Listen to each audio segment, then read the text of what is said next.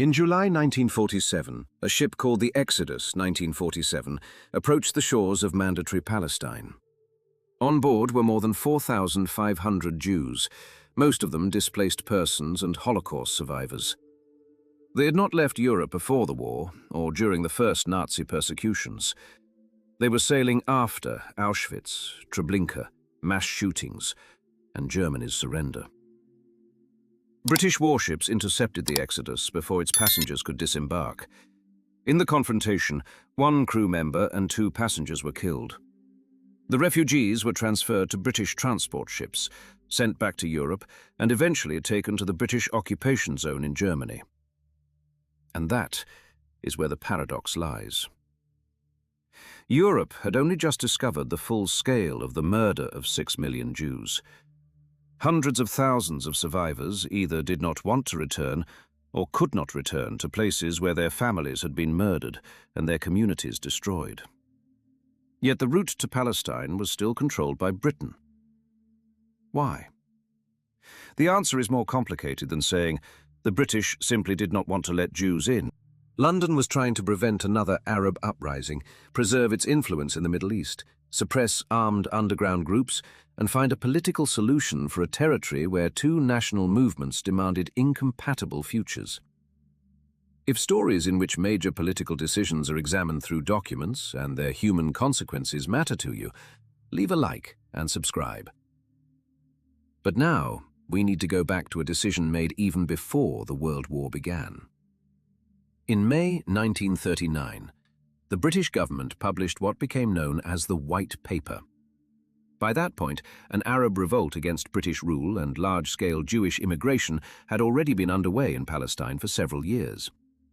London was looking for a way to reduce tensions on the eve of a major European war. Britain's National Army Museum directly links the restrictions of that period to the desire to secure the support of Egypt and oil-rich Saudi Arabia before the war. The White Paper changed the direction of British policy. It provided for the admission of approximately 75,000 Jewish immigrants over 5 years, 10,000 per year, plus another 25,000 refugees under certain conditions. After that, further Jewish immigration was to depend on the consent of Palestine's Arab population. For the Zionist movement, this was a fundamental blow. In the Balfour Declaration of 1917, Britain had supported the establishment in Palestine of a national home for the Jewish people, while the League of Nations mandate required Britain to facilitate Jewish immigration while protecting the rights of other communities. Yet now, at the very moment when Nazi persecution in Europe was becoming increasingly dangerous, London was imposing a ceiling. The British reasoning was stated quite openly. The government argued that it could not indefinitely expand the Jewish national home against the strongly expressed will of the Arab majority, because such a policy would require the permanent use of force. The White Paper also promised the creation of an independent Palestinian state within 10 years, in which Arabs and Jews would both participate in government.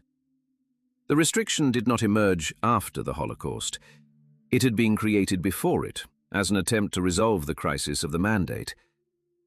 But the war transformed that policy into a question of life and death. During the war, Nazi policy evolved into the systematic extermination of European Jewry. Opportunities for escape became increasingly limited. At the same time, the Jewish community in Palestine itself fought Nazi Germany alongside Britain. Thousands of volunteers served in the British armed forces, and in 1944, the Jewish Brigade was formed, with more than 5,000 volunteers from Palestine serving in its ranks. A harsh contradiction emerged. Jews from Palestine were fighting Nazism in the British Army, while the British administration was simultaneously restricting the entry of other Jews into Palestine. After Germany's surrender, the problem did not disappear. It became more visible. Displaced persons camps emerged in Germany, Austria, and Italy. By the middle of 1947, around 250,000 Jewish displaced persons were living in them. Many discovered that their homes had been occupied, their property had vanished, and their former communities had been destroyed. Returning to Eastern Europe did not always mean returning to safety. On July 4, 1946, 42 Jews were murdered in Kielce, Poland, many of them survivors of the Nazi occupation. The pogrom became one of the factors driving a new mass exodus.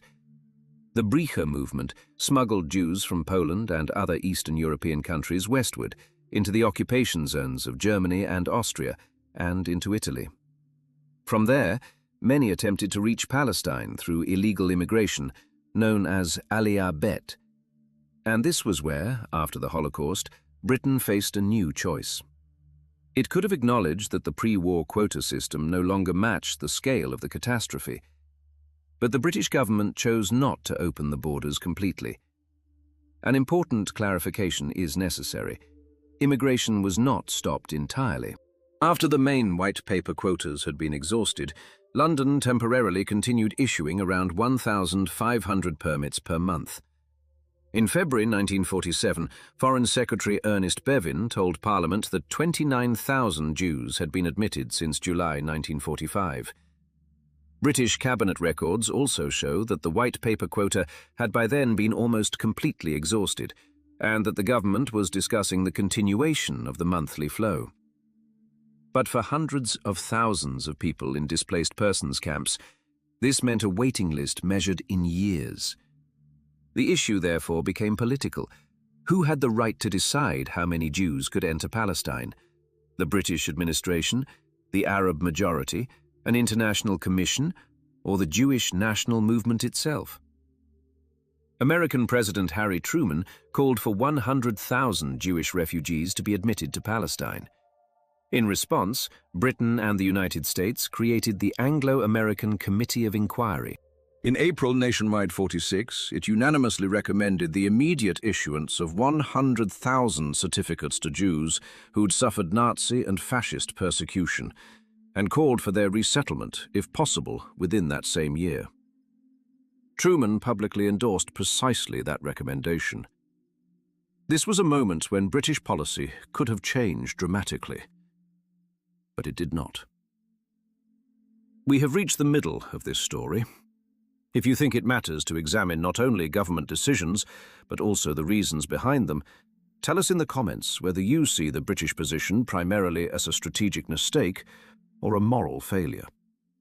And support the video with a like. So why was the recommendation to admit 100,000 people not immediately implemented? First, Britain did not view mass immigration as a separate humanitarian operation. It saw it as a change to the political balance of Palestine as a whole. Arab leaders in Palestine and the surrounding states were categorically opposed to continued Jewish immigration and to the establishment of a Jewish state. In 1947, the British government itself described the positions of the two sides as almost irreconcilable. For the Jewish side, the central demand was a sovereign Jewish state. For the Arab side, it was the prevention of Jewish sovereignty. London feared that a unilateral decision would provoke a major uprising and require even more British troops. Ernest Bevin publicly stated that immediately admitting 100,000 Jews would require another British division. American diplomatic documents from the period also record a broader British condition. London wanted the United States to share the military and financial consequences of implementing such a plan. Second, the Middle East remained far from peripheral to Britain. It was a region of communications, military bases, and oil. An American diplomatic analysis of British policy at the time explicitly noted that the defense of imperial communications had traditionally stood at the center of British strategy, while oil had become another vital interest. After the war, Bevin's government was trying to preserve Britain's special position in the region and its relations with Arab states. Third, Palestine itself was already becoming a zone of armed confrontation. After the war, the Irgun and Lehi continued attacks against British targets. The Haganah, which had largely avoided fighting Britain while the war against Nazi Germany continued, also participated for a period in joint resistance against British policy. In July 1946, the Irgun bombed a wing of the King David Hotel in Jerusalem, where British administrative offices were located. More than 90 people were killed. London, therefore, did not see only refugees before it. It saw a territory where any major change could trigger further armed conflict among Jews, Arabs, and the British administration. By 1947, the number of British troops in Palestine had reached approximately 100,000. But this is where the central moral conflict of the story emerges. Britain's strategic concerns were real. Arab opposition to mass immigration was real. Jewish underground organizations really did use violence. The British Army really was taking casualties. But the people left outside the gates by that policy were real as well. Beginning in August 1946, Britain started sending intercepted unauthorized Jewish immigrants to Cyprus. In the post-war years, British authorities intercepted more than 50,000 Jewish refugees attempting to enter Palestine and sent them to detention camps on Cyprus. Around 2,000 children were born in those camps. London hoped Cyprus would become a deterrent to illegal immigration, but Aliyah Bet had already become a political challenge to the entire mandate system. Ships carrying refugees attempted to break through British control, while the Royal Navy intercepted them. The most famous case was the Exodus. In July 1947, more than 4,500 people were aboard the ship. After the British interception, the passengers were first taken toward France. French authorities refused to force them to disembark, while the passengers themselves refused to leave the transport ships. After several weeks of confrontation, the British sent them to Hamburg and placed them in camps in the British zone of Germany. Britain had prevented the ship from violating the established immigration regime, but the political result was devastating. Sending Holocaust survivors back to Germany provoked international outrage and strengthened support for opening Palestine to Jewish immigration. The United States Holocaust Memorial Museum notes that the Exodus affair became a major international scandal and increased sympathy for the idea of a Jewish state. By this point, Britain had already acknowledged that it could not find a solution on its own.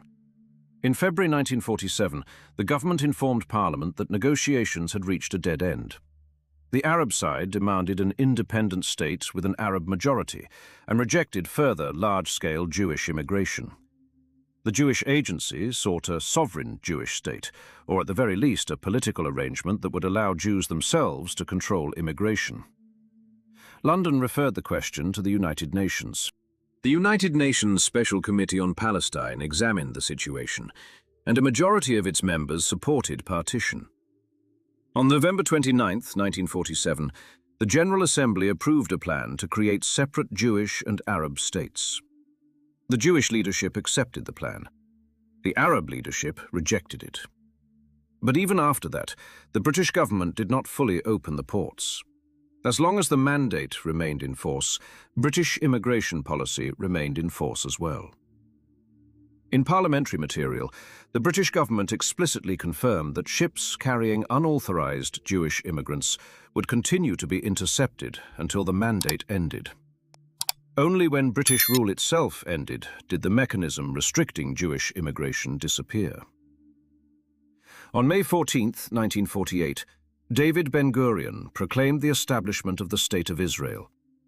The British mandate came to an end, and the new state opened the way for unrestricted Jewish immigration. Holocaust survivors began arriving almost immediately. So why did Britain refuse to open Palestine to the Jews, even after the Holocaust? It was not because London did not know what had happened to European Jewry. It knew. Nor was it because there was an absolute post-war ban on every Jew entering Palestine. There was no such total prohibition. Limited legal immigration continued. The main reason was different. Britain continued to regard Jewish immigration as part of the struggle over Palestine's political future, rather than solely as a refugee relief issue. Mass immigration meant changing the demographic balance, strengthening the Jewish national project, and risking war with the Arab population and neighboring states.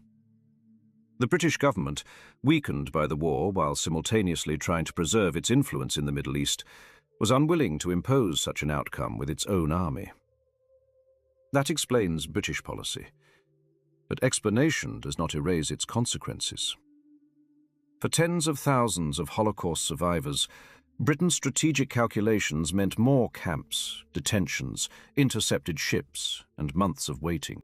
The story of the Exodus became famous precisely because, in a single episode, it brought together every contradiction of the final years of the Mandate. The catastrophe of European Jewry, the Jewish drive for statehood, Palestinian Arab resistance, British imperial interests, and the inability of the old system to produce a solution that the opposing sides were willing to accept. Within months, that system disappeared, together with the British Mandate. But its central question remained. What happens when a humanitarian catastrophe collides with the calculations of a state?